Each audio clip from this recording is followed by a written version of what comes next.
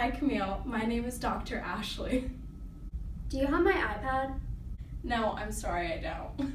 Then why am I here? My parents said I would be having fun and I'm not having fun. It's okay, we will have fun. Your parents have mentioned you don't seem to be making any friends at elementary school. No, I don't want any friends, just leave me alone. What do you want to do then? I just want to play on my iPad and watch Vines. So what do you enjoy doing? I'm 7, what do you think I like to do? I like watching how to make slime and Barbie limited edition videos, duh. Do your parents let you play on your iPad a lot every day? Well, they don't make me do anything. They don't make me go play outside or do any sports or activities. They just give me the iPad. How about your friends? Do your friends have iPads? No, I'm the only one that has one. Everyone is always trying to use mine and it's really annoying. When you're with your friends, do you do anything else than play on the iPad, like soccer or playing outside? Well, I don't, but my friends do ballet, gymnastics, and Girl Scouts. Do you wish you had an opportunity to do those things and have more play dates with your friends? No, all I like to do is play games on my iPad and watch my TV shows. Didn't I already say that?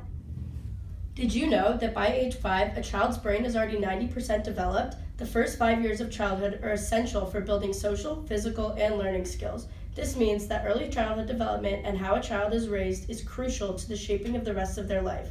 As you can see, some people are already past the age of 5. Hey, who are you? Excuse me, what are you doing here? You need to leave. This is doctor-patient confidentiality. Get out.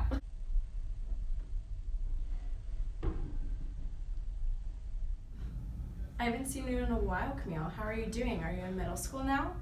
I hate it. I don't have a lot of friends because all they like to do is study and join the National Junior Honor Society. I don't want to do either of those things. Is there anyone else interested in online shopping? You wish you had more friends? No, who needs friends when you can have a new pair of shoes? Why not? Don't you want to have friends to hang out with and talk to? No, I want to spend my time shopping and watching videos on YouTube. I saw the funniest video the other day of a panda, but you wouldn't get it.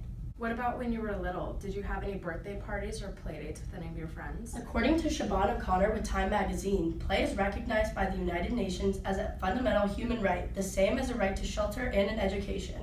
I had a few friends at school, but no one that I hung out with outside of school. They weren't interested in doing what I wanted to do, so I didn't want to hang out with them. How do you think that affected you? I think that's probably why I don't have many friends now, why people don't ask me to hang out with them a lot. I seem to be always alone. Are you sure you didn't wish you had someone to hang out with or spend time with?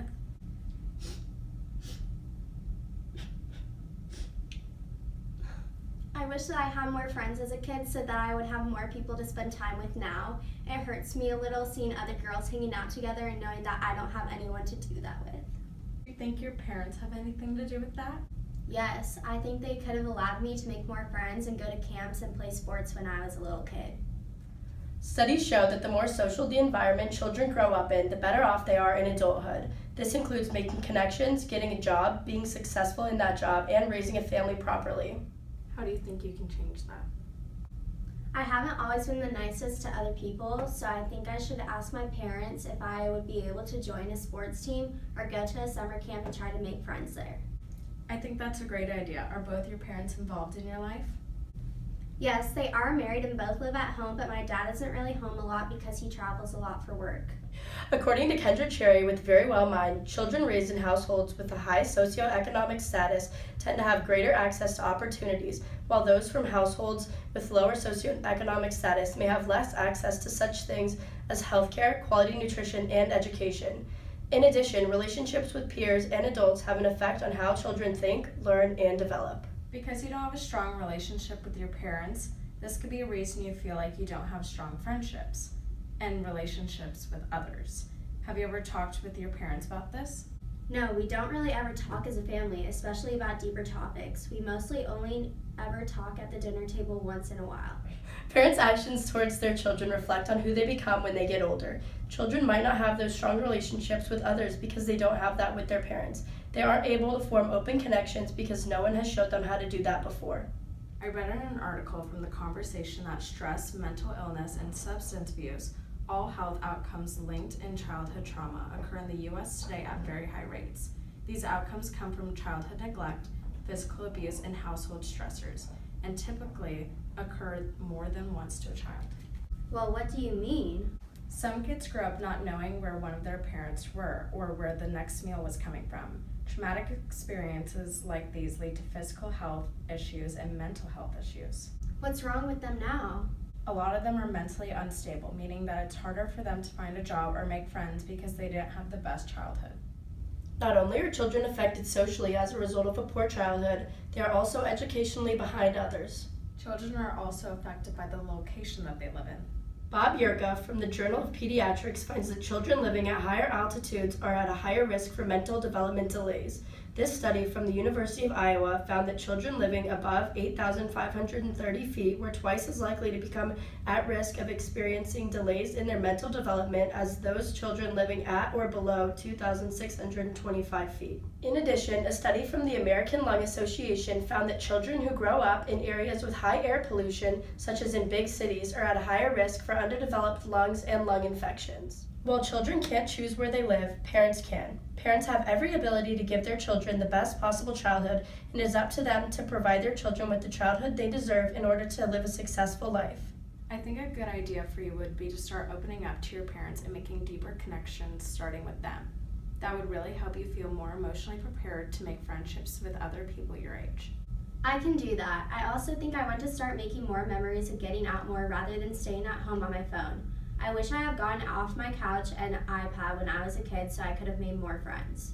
That's a great idea. Your childhood isn't over yet, and by talking to your parents about what you want to get out of your life, I think you'll start to see positive changes. So you mean that I am who I am because of my childhood?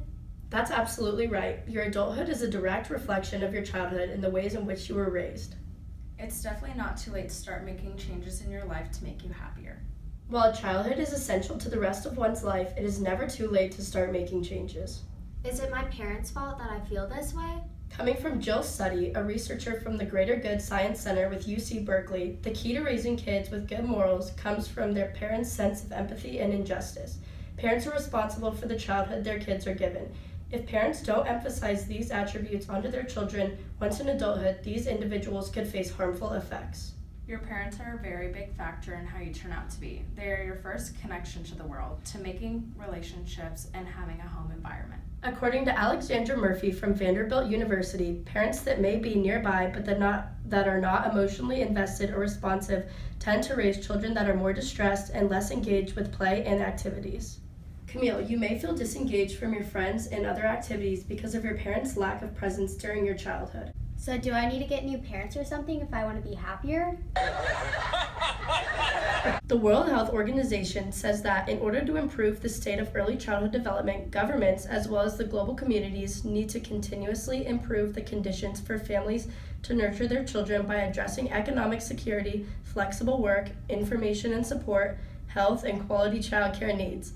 Barriers of access to programs and services need to be removed for all children. Of course not. There are more factors to this than just your parents, including your community. As clearly stated, childhood development and childhood psychology are very complex issues, but require a lot of effort and attention in order to see the best possible outcomes for children. Parents and caregivers, pay special attention to the way you are raising your children. Research the best methods to do things, listen to your children, and effectively raise them so they can be the best versions of adults that they can be. I love you, Mom. You can keep my iPad. I don't need it anymore. You're such a great mom. I'm so sorry.